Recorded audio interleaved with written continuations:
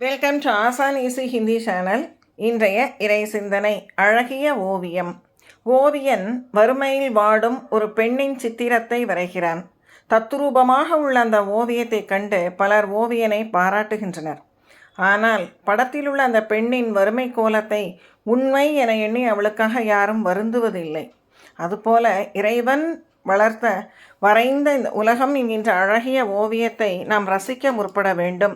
பிறருடைய கோபம், பிறருடைய உதாசீனம், பிறருடைய வெறுப்பு நம்மை எந்த விதத்திலும் பாதிக்காதவாறு பற்றற்ற நிலையில் நாம் வாழ கற்றுக்கொள்ள வேண்டும்.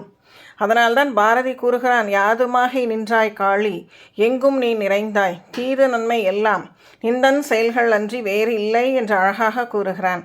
எல்லாம் கடவுளின் விருப்பமே. நடப்பதை கண்டு ஆதங்கப்படவோ வேதனைப்படவோ எதுவும் இல்லை. நடப்பது நடந்தே தீரும்.